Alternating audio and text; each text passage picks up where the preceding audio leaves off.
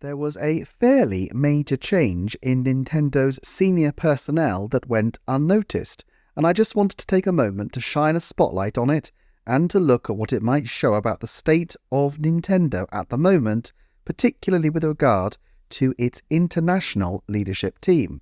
The change in question relates to Nintendo of Europe, the third of the three major territories that Nintendo operates in after Japan and the Americas.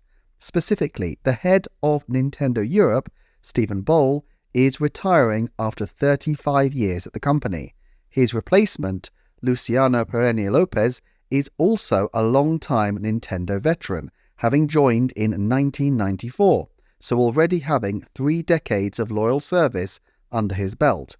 Video Game Chronicle also reports Laurent Fischer, who was managing director at Nintendo of Europe between 2006 and 2015 and became Chief Marketing Officer in 2018, will be the company's Chief Operating Officer. Tom Enoki, who joined Nintendo of Europe's senior management team in 2022, has become the Senior Managing Director for the Corporate Planning Office. Okay, you may be wondering, so what? And in a sense, this is a fairly minor story, the retirement of a long-standing member of Nintendo Europe to be replaced by another long-standing member. However, the evolution of Nintendo of Europe, to some extent reflected in Nintendo of America, is kind of interesting to me. Originally, Nintendo had a daisy chain of subsidiaries across the countries of Europe, but these have been progressively consolidated into Nintendo of Europe GmbH, the GmbH meaning Gesellschaft mit beschränkter Haftung, or limited company. In 2021, Nintendo identified 901 employees as being based in Nintendo of Europe, compared to 2,498 at the time in NCL, the Japanese hub, and 1,256 in Nintendo of America, although there were only 91 in the Nintendo Australia team. This demonstrates that even though Europe is a large marketplace, it remains a secondary one in terms of the size of personnel Nintendo allocate to it.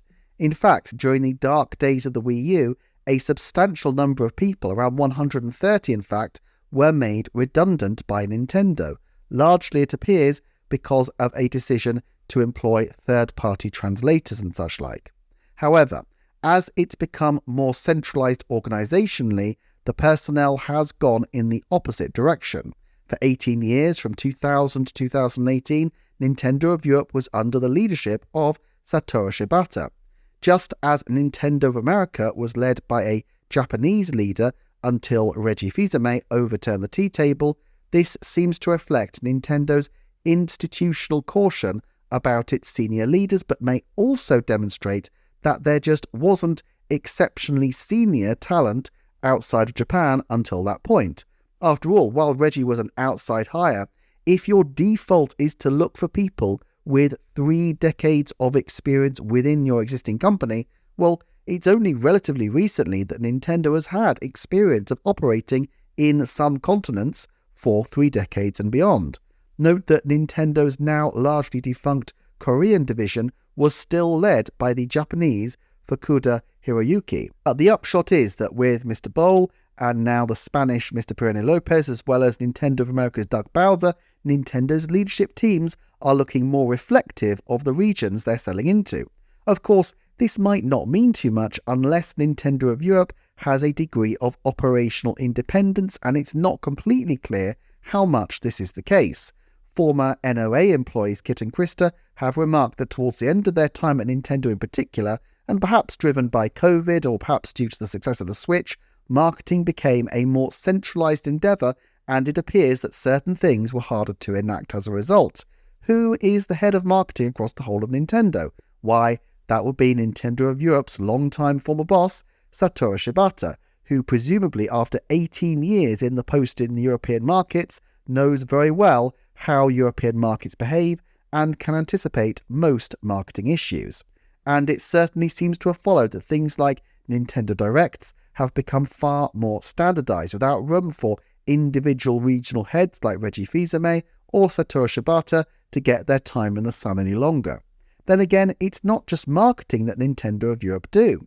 Right now, the company is advertising for a range of posts from website content management, design coordination, translation, risk management, localization, and supply chain analysis administration.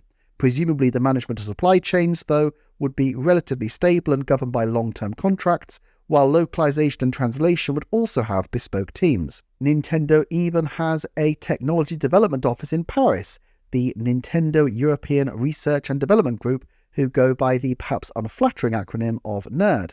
And of course, they do collaborate with European-based third parties, notably Mercury Steam on the recent 2D Metroid games, although it should be said that this coordination appears to be with Yoshio Sakamoto's team in Kyoto and not via the European offices of the company, except perhaps to support in translation.